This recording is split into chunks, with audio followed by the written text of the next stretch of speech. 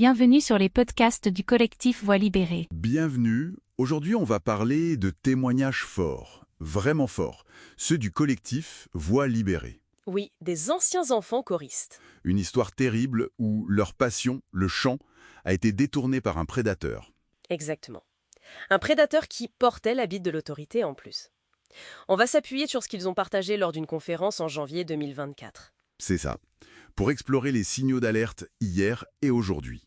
L'idée, c'est de comprendre pourquoi on n'a rien vu ou rien voulu voir à l'époque, et qu'est-ce qui change maintenant? Alors, justement, le premier point qui frappe, c'est cet aveuglement. Les victimes elles-mêmes se demandent pourquoi on n'a rien dit. C'est fou ça. Et quand on lit les détails, des enfants logés seuls chez des particuliers en tournée, sans vrai contrôle, ni des parents, ni de l'institution. C'est sidérant. Oui, les témoignages montrent un contraste énorme entre une façade d'enrichissement culturel et une absence totale de protection, quoi. Tout à fait. Et des détails comme cette fameuse infirmerie, improvisée par le curé où il disait avoir des compétences médicales. Jamais vérifiées. C'est glaçant. Plusieurs choses expliquent ça.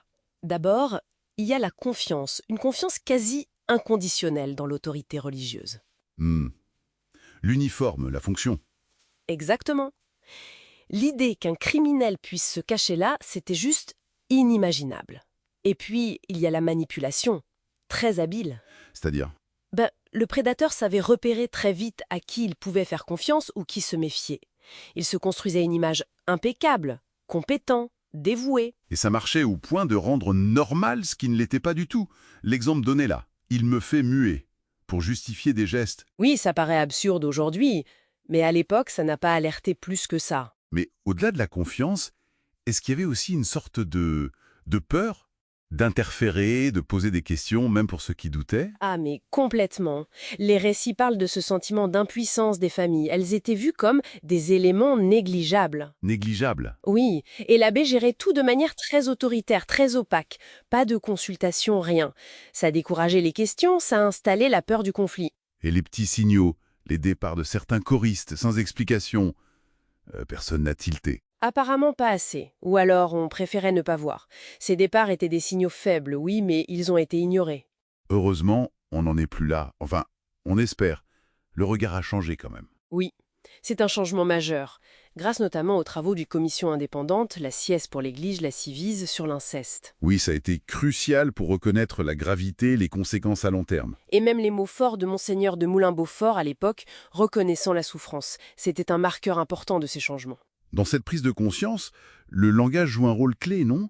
Le texte de Voix libérée insiste beaucoup là-dessus. Absolument. Ils ont raison de dire qu'il faut parler de violence sexuelle et pas d'abus sexuels. Pourquoi cette différence est si importante? Parce que le mot abus, ça minimise.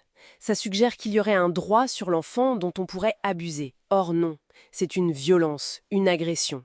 Utiliser les mots justes, c'est déjà reconnaître la réalité vécue. Et la réalité vécue, elle est terrible quand on lit la liste des conséquences possibles. Isolement, flashback, honte, culpabilité, peur, anxiété, colère. Oui, perte de motivation, troubles du sommeil, et même des symptômes physiques, des douleurs, des maladies plus tard. C'est énorme l'impact. Mais le message essentiel du texte, c'est que toutes ces réactions, aussi difficiles soient-elles, la dissociation, la honte, l'hypervigilance, la colère, ce sont des conséquences normales d'une situation anormale. Des mécanismes de survie, en fait. C'est ça, le cerveau qui essaye de gérer l'ingérable. Et il faut rappeler aussi que l'agresseur, très souvent, est quelqu'un de connu, quelqu'un en qui l'enfant avait confiance. Ce qui rend la chose encore plus complexe. L'appel final est donc très clair. Il faut parler. Oui, briser le silence. Parler à un adulte de confiance, un pro, la police ou appeler le 119, le numéro enfance en danger. Il y a des lois, des ressources. Donc, pour résumer un peu, on est passé d'une époque où on ne voyait pas les signaux, à cause de la confiance mal placée, du silence, Oui, à une époque où l'on commence, même si c'est encore un chemin, à reconnaître la gravité des faits, les symptômes et l'importance d'utiliser les mots justes. et le texte donne aussi des conseils très concrets. Oui, essentiel. Ne jamais gronder un enfant qui pose des questions, même si elles dérangent. Lui apprendre à dire quand quelque chose lui paraît bizarre, à un adulte de confiance. Et bien sûr, lui enseigner le respect de son corps, de son intimité, les zones intouchables. Tout à fait. Ce qui nous amène à la réflexion finale proposée par le texte. Cette idée de s'autoriser à être disponible, à ressentir les choses. Et surtout, laisser de la place au doute sur les agissements de l'autre. Même une figure d'autorité respectée. Voilà.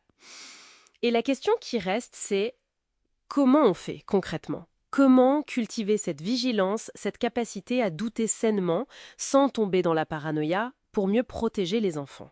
Une question essentielle en effet, à méditer. Ce podcast a été produit et réalisé par le collectif Voix libérée.